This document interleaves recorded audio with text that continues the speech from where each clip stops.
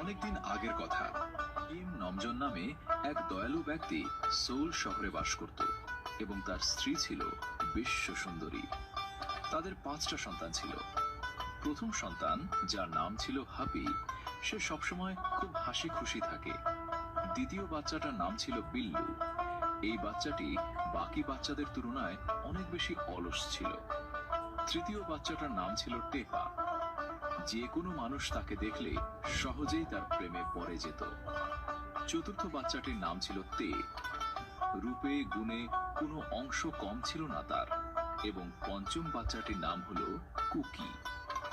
বাকি 4 ভাইদের থেকে সে একটু বেশি চঞ্চল ছিল।